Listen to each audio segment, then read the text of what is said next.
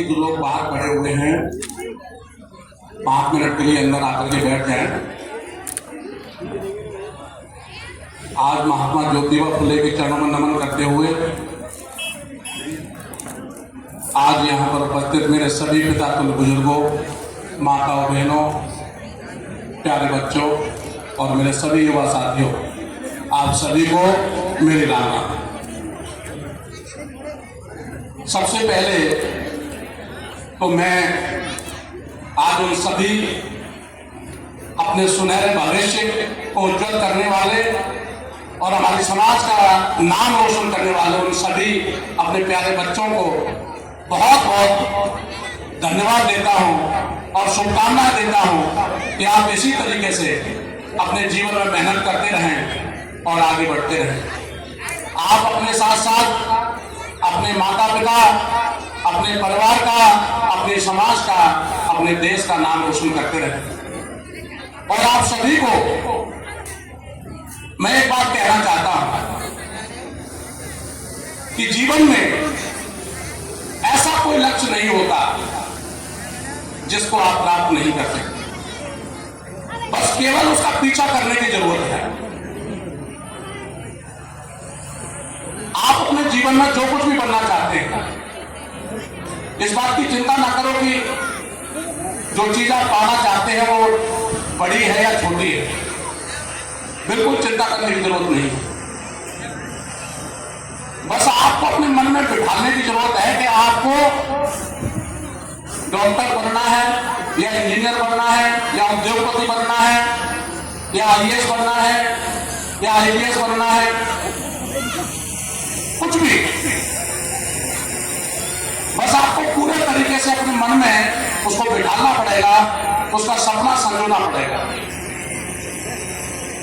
जितने भी लोग बड़े मुकाम पर पहुंचे हैं, इतिहास उठाकर देखिए, उनमें से कोई भी व्यक्ति चांद पर से उतर के नहीं आया है। वो सभी लोग हमारी तुम्हारी तरह ही जन्मे हैं। सभी लोगों ने जीरो से स्टार्टिंग की है। तो आपको हर मुकाम हासिल कर सकते हैं जो आप पाना चाहते हैं, लेकिन वो होगा कैसे? उसके लिए आपको सबसे पहले उस सपने को अपनी डायरी में लिखना पड़ेगा और डायरी के साथ साथ जहां पर आप रोजाना सोते हो उसकी दीवार पर भी चिपका दो कि आप आईएएस बनना चाहते हैं या आप उद्योगपति बनना चाहते हैं। जब आप उसको चिपकाओगे और चिपकाने के साथ साथ आपके जितने भी दोस्त हैं, जितने भी रिश्तेदार हैं, जो भी मिले, आप उसको बोलिए कि मैं फलाना व्यक्ति, फलाना बच्चा, मेरे पिता का नाम ये है और मैं वचन देता हूं कि मैं अपनी जिंदगी में आईएएस बन के दिखाऊंगा, आईपीएस बन के दिखाऊंगा, जो भी सपना हो, या उद्योगपति बन के दिखाऊंगा। अब आप सोच रहे होंगे कैसे तो मेरी बेइज्जती हो जाएगी अगर हमने अपने दोस्तों को कह दिया, रिश्तेदारों को कह दिया कि मैं उद्योगपति बनूंगा और बाद में नहीं बन पाया तो मेरी बेइज्जती हो जाएगी। तो ये जो बेइज्जती हो जाएगी वाला जो सोच है ना, बस यही आपको आपके लक्ष्य की तरफ ले जाएगा। ये आपको सोने नहीं देगा। जब आपके दिमाग में ये महसूस होगा कि मैंने तो अपने दोस्तों को बोल दिया है कि मुझे डॉक्टर बनना है, तो फिर आपके दिमाग में ये बात भी आ जाएगी कि डॉक्टर सोने से तो नहीं बना जा सकता। आपको कड़ी मेहनत करनी पड़ेगी, सुबह जल्दी जागना पड़ेगा, रोजाना 8 से 10 घंटे 12 घंटे पढ़ाई करनी पड़ेगी, तभी तो डॉक्टर बनोगे। रोजाना आपको 14 घंटे 15 घंटे पढ़ाई करनी पड़ेगी, तभी तो आईएएस बनोगे। तो महत्वपूर्ण क्या है कि आपको अपने सपने के बारे में जितना ज्यादा हो सकता है उतना ज्यादा लोगों को बोलिए और पूरे जिम्मेदारी से बोलिए। ऐसे ही मजाक करने से कुछ नहीं होगा। जब आप बोलना शुरू करेंगे तो आपके दिमाग में अपने आप रास्ते निकलने लगेंगे कि आपने अगर सपना पाल लिया है कि मुझे बड़ा उद्योगपति बनना है, जिसे पूरा दुनिया जाने, पूरा संसार जाने, तो उसके लिए आपको मेहनत करनी पड़ेगी, सुबह जल्दी जागना पड़ेगा और वो सारे काम करने पड़ेंगे जो उद्योगपतियों ने किए हुए या किसी भी सफल व्यक्ति ने किए हुए। तो आप लोग इस बात को गांठ बांध लो पूरे तरीके से कि आप सबसे पहले अपना सपना अपने दिमाग में लाइए कि आपको जीवन में चाहिए क्या। क्योंकि जब तक आपके पास सपना नहीं होगा, जब तक आपके पास में कोई सपना या लक्ष्य नहीं होगा, तो वो आपको मिलेगा भी नहीं। हमारे बच्चों के दिमाग में कभी कोई बड़ी चीज आती नहीं है। जब बड़ी चीज आती नहीं है तो उसका पीछा भी नहीं करते। जब उसका पीछा नहीं करते हैं तो वो अपने हाथ आएगी कैसे? नहीं आएगी ना। जो बच्चे बड़ा सोचेंगे तो उसका पीछा करेंगे, जब उसका पीछा करेंगे तो उसको प्राप्त करेंगे। सीधा सा फॉर्मूला है, इसमें ज्यादा ध्यान लगाने की जरूरत नहीं है। और ये तो बिल्कुल सोचने की बात ही नहीं है कि हमारे समाज के अंदर प्रतिभाओं की कमी है। आज मुझे बड़ा हर्ष हो रहा है कि इतने सारे डॉक्टर्स, इतने सारे कर्मचारी और आने वाले समय में जो आज 80%, 90%, 95% अंक लेके आ रहे हैं, आप भी आने वाले समय में किसी बेहतरीन पद पर पहुंचेंगे और अपने समाज का नाम रोशन करेंगे। तो इसके साथ साथ आज मैं इन बच्चों के माता पिताओं को भी धन्यवाद देना चाहता हूं कि आप लोगों ने अपने बच्चों की खातिर जो त्याग किया है वो काबिले तारीफ है। मैं पूरी कुशवाहा समाज से आपके चरणों में नमन करता हूं कि आप सब लोग अपने बच्चों को इसी तरीके से, चाहे आपको एक वक्त की रोटी कम खानी पड़े तो खाइए, लेकिन बच्चों को पढ़ाने के लिए हमें तत्पर रहना पड़ेगा। जीवन में अगर हमें आगे बढ़ना है, समाज को आगे लेके जाना है, तो विशेष तौर पर सबसे महत्वपूर्ण जो हथियार है हमारे पास में वो शिक्षा का ही हथियार है।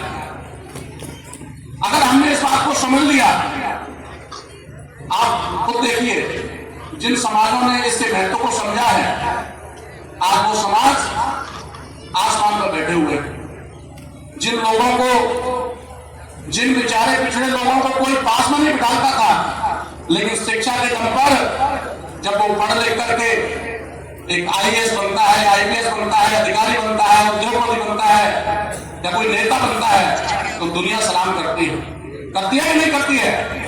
तो इसलिए हमें शिक्षा के हथियार को हमें मजबूत करना पड़ेगा। हम सभी समाज बंधुओं को एक कसम खानी पड़ेगी कि जो शिक्षा को कंप्लीट करने में जो चीजों को हम लोग आगे ले आते हैं, उनमें सबसे बड़ी जो बाधा नजर आती है मुझे, वो होती है बच्चे की जल्दी से शादी कर देना। ये बहुत ही गलत बात है, आप इसको सुधारिए कि जब तक हमारा बच्चा कम से कम ग्रेजुएट ना हो जाए, कॉलेज तक ना पहुंच जाए, तो हमें उसकी सगाई की जल्दी नहीं करनी चाहिए।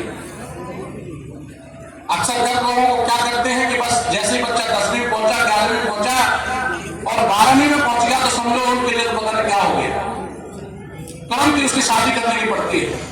आप खुद सोचिए, जिस बच्चे की आप शादी कर दोगे तो क्या वो आगे अपने लक्ष्य की तरफ ध्यान दे पाएगा?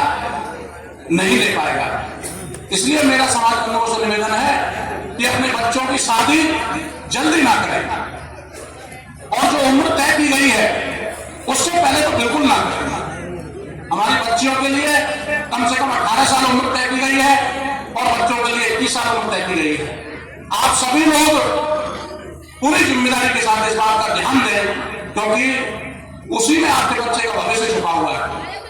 अगर आप लोग उस पर ध्यान नहीं देंगे तो वो बच्चा कभी जिंदगी में इस कंपटीशन के युग में आगे नहीं जा पाएगा।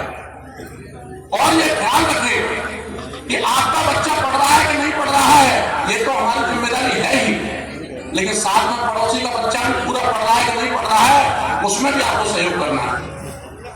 अगर कोई बच्चा गरीब है, किसी को कोई परेशानी है, तो आप उसकी मदद कीजिए। आपसे अगर मदद नहीं हो पा रही है तो हम तक सूचना पहुंचाइए, हम उसकी मदद करेंगे, लेकिन हर हालत में अपने समाज को 100 में से 100% शिक्षित करके छोड़ेंगे। दूसरी चीज,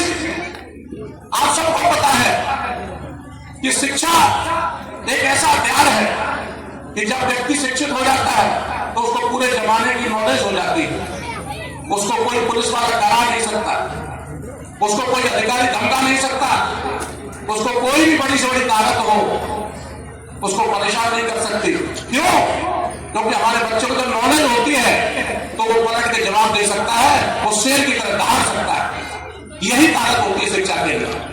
इसलिए हमें शिक्षा को पूरी मजबूती के साथ में आगे बढ़ाना है और अपने समाज को 100% शिक्षित करना है। दूसरी चीज, शिक्षा के साथ साथ आज मैं आप लोगों के सामने एक महत्वपूर्ण बात रखना चाहता हूं कि जीवन में अगर आपके पास पैसा नहीं है तो मानिए कि मान सम्मान में नहीं मिलेगा, क्योंकि इस धरती पर यह कलयुग चल रहा है। यहां पर बिना पैसे के आपके रिश्तेदार भी ये कहेंगे कि हमारा नजदीक का रिश्तेदार नहीं है, दूर का रिश्तेदार है। और पैसा कैसे आएगा? पैसा कैसे आएगा, इसके लिए हमें सोचने की जरूरत है। तो पढ़ाई लिखाई करके ये जरूरी नहीं है कि आप सरकारी नौकरी ही अचीव करो। पैसा कमाने के और भी हजारों रास्ते हैं। सबसे बड़ा जो रास्ता है वो है बिजनेस करना, व्यापार करना। जो बच्चे अपने जीवन में पहले तरक्की करो, प्रॉपर तरीके से संघर्ष करो, जो लक्ष्य आपने बनाया है उसके लिए जब संघर्ष करेंगे तो उसको आप प्राप्त कर ही लोगे। लेकिन उसके बावजूद भी मैं आज सभी समाज बंधुओं को यह कहना चाहता हूं कि आप ये कसम खाइए कि हमें अपने पूरी कुशवा समाज के अंदर, हर घर के अंदर एक बच्चे को एक बिजनेसमैन बनाना है, एक व्यापारी बनाना है। एक व्यापारी क्या होता है आप सब लोग समझ सकते हैं। आपके गली मोहल्ले या शहर में कहीं आप जाकर के देखना कि एक वैश्य वर्ग का आदमी होता है, व्यापारी होता है, एक छोटी सी दुकान खोलता है परचूने की, और धीरे धीरे वो लगा रहता है। आप देखते हैं कि पहले उसका 1 मंजिली मकान था, अब उसने 2 मंजिली मकान कर दिया। अगली साल देखोगे 3 मंजिली कर दिया, अगली साल देखोगे 2 प्लॉट और खरीद लिए, अगली साल देखोगे तो 4 प्लॉट और खरीद लिए। कैसे होता है वो धैर्य के साथ काम करने से होता है। और व्यापार में धैर्य के साथ साथ हमें ये चीज भी सीखनी पड़ेगी कि कमाना तो लोग सीख जाते हैं, लेकिन कमाने के साथ साथ उसको बचाना नहीं सीख पाते। हमने देखा होगा हमारे गांव में, मोहल्ले में कई लोग अपना व्यापार शुरू करके बहुत अच्छा पैसा कमा लेते हैं, लेकिन उनको एक आदत कैसे लग जाती है जमाने से होड़ करने की, कि वो बगल वाले के पास स्कॉर्पियो है तो चलो मैं भी स्कॉर्पियो ले आता हूं। स्कॉर्पियो लाने में परेशानी नहीं है, परेशानी इस बात की है कि आपकी कमाई कितनी हो रही है। सिद्धांत ये कहता है कि आपके जो खर्चे हैं महीने के, सिद्धांत ये कहता है कि आपके जो महीने के खर्चे हैं पूरा घर चलाने के लिए, उसका 2 गुना आपकी कमाई होनी चाहिए। अगर महीने में आप 20,000 रुपए खर्च करते हैं तो कम से कम 40,000 रुपए की कमाई होनी चाहिए। और ऐसी कमाई होनी चाहिए कि उसके लिए आप चाहे काम करो या ना करो, आपके पास पैसा आना चाहिए। उसी को कहते हैं आजादी, पैसे की आजादी। ये कैसे होगा? इसके लिए आपको प्रॉपर तरीके से प्लानिंग करनी पड़ेगी, प्रॉपर तरीके से संघर्ष करना पड़ेगा कि आप ऐसी स्थिति में पहुंच जाएं कि आपको काम भी नहीं करना पड़े, लेकिन आपके पास पैसा आता रहे। इसी का नाम तो बिजनेस है। बिजनेस की परिभाषा क्या है मैं आपको आज थोड़ा सा समझाता हूं। ये दुनिया में अमीर और अमीर क्यों होते जाते हैं, उसका कारण क्या है? उसका कारण एक ही है कि अमीर लोग खुद काम नहीं करते, उनके लिए उनका पैसा काम करता है। वो सोते रहते हैं, वो घूमते रहते हैं, वो संसार घूमते हैं, लेकिन उनके लिए पैसा अपने आप पैसा कमाता रहता है, अपने आप पैसा कमाता रहता है। कैसे? क्योंकि वो एक सिस्टम क्रिएट करते हैं, वो एक व्यापार का सिस्टम बना देते हैं। कैसे बना देते हैं कि जैसे आपने एक बार मेहनत करके कोई एक फैक्ट्री खोल दी, अब उस फैक्ट्री में आपने एक मैनेजर लगा दिया, उसी फैक्ट्री में आपने अकाउंट सेक्शन को देखने वाले अलग कर्मचारी लगे हुए हैं, रॉ मटेरियल कहां से आएगा उसको परचेज करने वाले अलग कर्मचारी लगे हुए हैं, उस माल को बेचेगा कौन, उसके लिए अलग कर्मचारी लगे हुए हैं। उसकी सुरक्षा कौन करेगा, उसके लिए अलग कर्मचारी लगे हुए हैं। उसमें लेबर का काम कौन करेगा, उसके अलग कर्मचारी लगे हुए हैं। तो आपने एक बार सिस्टम बना दिया तो अब वो सिस्टम काम करता है। अब उसका मालिक चाहे उस फैक्ट्री पर जाए या ना जाए, उसके पास पैसा आएगा कि नहीं आएगा, वो आएगा ही आएगा, क्योंकि उसने सिस्टम बना दिया। लेकिन अगर आपने सिस्टम नहीं बनाया तो फिर आप कोई हार्ड वर्क में फंस जाएंगे। जब तक आपका शरीर काम करेगा तो पैसा आएगा, लेकिन शरीर काम नहीं करेगा तो पैसा नहीं आएगा। आप एक महीने के लिए बीमार हो जाओ, आप एक महीने के लिए अगर बीमार हो जाओ तो कोई पैसा देगा आपको? नहीं देगा। लेकिन अगर आपने सिस्टम बनाया है, आपने व्यापार खड़ा कर दिया है, तो आप एक महीने क्या 6 महीने के लिए भी बीमार हो जाओ तो भी आपके पास पैसा नहीं रुकेगा, पैसा आता रहेगा। आपका भाई 1-2 महीने के लिए नहीं, 10 साल के लिए अंदर था। कितने साल के लिए? 10 साल के लिए। लेकिन आपके भाई की सेहत पर कोई फर्क पड़ा क्या? पड़ा क्या? नहीं पड़ा ना। इसी को कहते हैं व्यापार, इसी को कहते हैं एक सिस्टमैटिक तरीके से खड़ा किया हुआ व्यापार। तो आपको इसी तरीके से आगे बढ़ने के लिए प्रॉपर तरीके से बिजनेस की परिभाषा समझनी पड़ेगी, बिजनेस की बारीकियों को समझना पड़ेगा। जो बच्चे बिजनेस में आगे बढ़ना चाहते हैं, जिनको ये लगता है कि मुझे कोई ये बताए कि बिजनेस कैसे होता है, उसमें किन किन चीजों का ध्यान रखना पड़ता है, किन किन चीजों को आगे बढ़ाने के लिए जिम्मेदारी से ध्यान रखना है, तो उसके लिए मेरे दरवाजे आधी रात को भी खुले हुए। आप कभी भी अपने भाई को टच कीजिए, अपने भाई से संपर्क कीजिए। मैं आपको सिखाऊंगा कि असली तरीके से बिजनेस कैसे किया जाता है और ऐसा बिजनेस कैसे खड़ा किया जाता है कि आप सोते रहें तब भी आपके पास पैसा आता रहे और आपको मान सम्मान जिंदगी भर मिलता रहे। इसके साथ साथ मैं आप सब लोगों को कहना चाहूंगा कि यहां पर जितने भी अब तक के छात्र अध्यक्ष रहे हैं वो सभी लोग स्टेज पर आए। मैं चाहूंगा कि आप सब लोगों ने बहुत अच्छा काम किया है। इस मुहिम से अपने बच्चों में एक जागृति पैदा होती है, उनको ये एहसास होता है कि हमारे समाज में ऐसा नहीं है कि सब तरह के लोग नहीं हैं। उनको ये एहसास होता है जब वो देखते हैं स्टेज पर कि हमारे पास भी एक नेता भी है, हमारे पास एक डॉक्टर भी है, हमारे पास एक इंजीनियर भी है, हमारे पास एक अधिकारी भी है। तो इन चीजों का ध्यान रखते हुए मैं समाज से अपील करना चाहता हूं कि इस तरह के जो सामाजिक प्रोग्राम होते हैं इसमें अपनी व्यक्तिगत द्वेषता को भूल जाना चाहिए, व्यक्तिगत लाभ हानि नहीं देखनी चाहिए, क्योंकि इससे हमारे बच्चों का भविष्य जुड़ा हुआ है। हमारी आने वाली पीढ़ियां इन बच्चों के कंधों पर हैं। अगर हम इन बच्चों को सही दिशा नहीं दे पाए, इनके उत्साह को नहीं बढ़ा पाए, तो ये बच्चे दूसरे बच्चों के साथ में कंधे से कंधा मिला करके फाइट नहीं कर पाएंगे। और इसलिए तो हम पिछड़े हुए हैं। भाई पिछड़ापन क्या होता है? भाई वैसे तो आप राजा ही थे, सबको पता है। हिंदुस्तान में अशोक सम्राट से बड़ा कोई राजा हुआ है क्या? हुआ है क्या? तो आप जब ऐसे खानदान से हो, ऐसी समाज से हो, ऐसे गौरवमय सम्राट की समाज से हो, तो फिर आप लोगों को पिछड़ापन कैसे झेलना पड़ रहा है?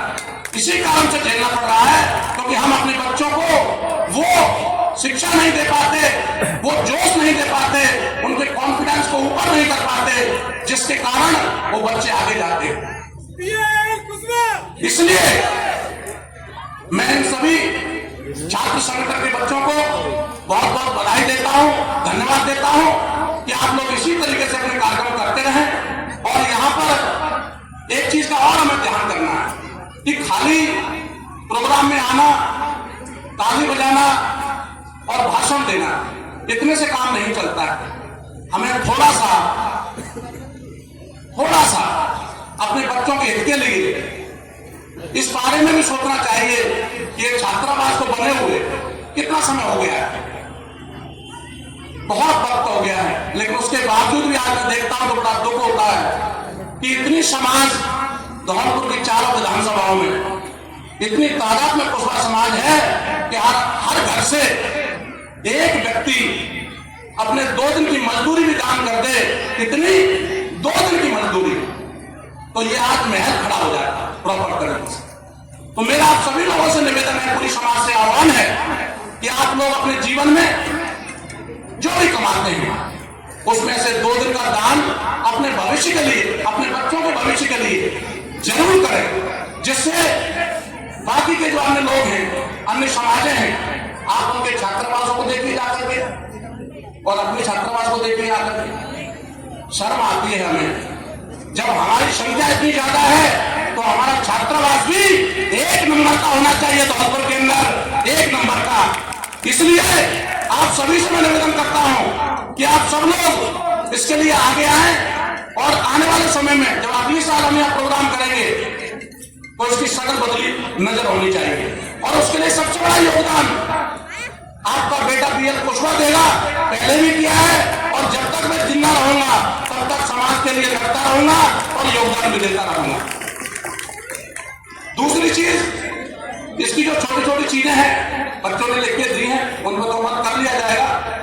बाकी आज मैं एक चीज और कहना चाहता हूं कि पिछले 10 साल में आप लोगों ने जो एकता दिखाई है, ऐसी एकता जो इतिहास बन चुकी है, आज यहां से लेकर के बिहार तक, चाहे एमपी हो, चाहे यूपी हो, चाहे हरियाणा हो, चाहे महाराष्ट्र हो, जब एकता की बात आती है तो कुशवाहा समाज का नाम धौलपुर से जोड़ दिया जाता है कि अगर एकता देखनी हो तो धौलपुर जाइए कि एकता क्या नाम होता है, एकता की क्या परिभाषा होती है। तो मैं आप सभी भाइयों को चारों विधानसभाओं की पूरी कुशवाहा समाज के चरणों में नमन करते हुए आज उनका आभार व्यक्त करता हूं, अपनी धर्म पत्नी श्रीमती शोभा रानी कुशवाहा जी के साथ में और अपनी पूरी टीम के साथ में कि आप लोगों ने अपने बेटे की अनुपस्थिति में जो एकता दिखाई है, जो संघर्ष किया है, वो काबिल तारीफ है। उसी वजह से आज आपका झंडा बुलंदी पर छाया हुआ है और मैं विश्वास दिलाता हूं कि आपकी अगर यही एकता कायम रही तो जीवन भर जब तक हमारी सांसें चलेंगी तब तक कम से कम आपके स्वाभिमान को आपका बेटा नीचे नहीं गिरने देगा। ये मेरा आपसे वादा है।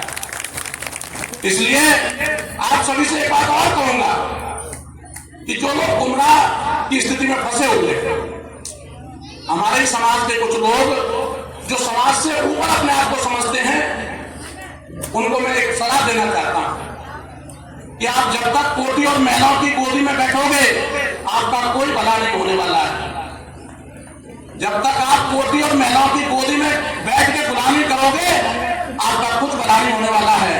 आप समाज के बीच में आइए, आप समाज के बीच में आइए। मैं बीएल कुशवाहा आज इस मंच से उन सभी अपने गुमराह भाइयों को ये कहना चाहता हूं कि मुझे नेतागिरी करने का कोई शौक नहीं है।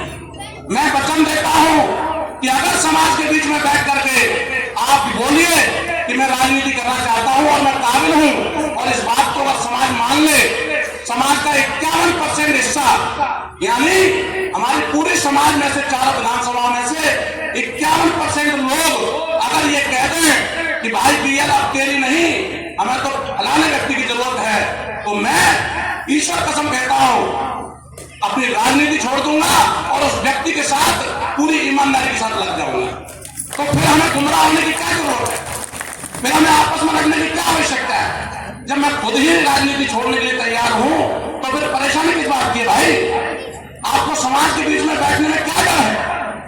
जब समाज ये देखेगा कि भाई आज ये व्यक्ति हर परिस्थिति में हर तरीके से अगर ये सक्षम है तो समाज आपका साथ देगा, क्योंकि समाज को भी पता है ना भाई समाज नेता क्यों बनाती है, अपने भले के लिए तो बनाती है। तो समाज को क्या अपना भला बुरा दिखता नहीं है, दिखता है कि नहीं दिखता है भाई। समाज में आज कोई नादान थोड़े है हमारे लोग, सभी बुद्धिजीवी लोग हैं, सब समझते हैं। जब सब समझदार लोग हैं, जब वो निर्णय अच्छा ले सकते हैं अपने भविष्य के लिए, अगर मैं उनके लिए ठीक नहीं होऊंगा तो उनको दूसरा व्यक्ति चुनने में क्या परेशानी होगी, कोई परेशानी नहीं होनी चाहिए। तो फिर आप सब लोग क्यों नहीं बैठते स्टेज पर। जितने भी गुमराह भाई हैं उनको मैं यही कहूंगा कि आप बेमतलब में अपना समय और पैसा बर्बाद ना करें, आप समाज के बीच में आइए और समाज से पूछिए, समाज का भरोसा पाइए और फिर हम सब उनके साथ हो जाएंगे और कहीं भी समाज को बिखराव की नजर से कोई नहीं देखेगा और समाज के दो फाड़ करने की जरूरत नहीं पड़ेगी। इसलिए आप सभी लोगों को एक चीज और कहना चाहता हूं कि जो भी मेरे उन गुमराह भाइयों के नजदीक हैं, जो गुमराह भाई हैं हमारे, जो कोटी महलों की चाल में फंस चुके हैं समाज को तोड़ने के लिए, अगर उनसे आपकी मुलाकात हो तो आप उनको पूछना कि भाई जब बीएल राजनीति छोड़ने के लिए तैयार है तो आप कोटी महलों की गुलामी से बाहर क्यों नहीं आते? आप समाज में क्यों नहीं बैठते? इतनी हिम्मत कर पाओगे कि नहीं कर पाओगे? कर पाओगे कि नहीं कर पाओगे? हाथ उठा के बताइए कि आप पूछेंगे उनसे। ये मेरा संदेश दे देना उनको कि भाई बीएल ने ओपन बोला है कि समाज के बीच में आकर के बैठ जाओ।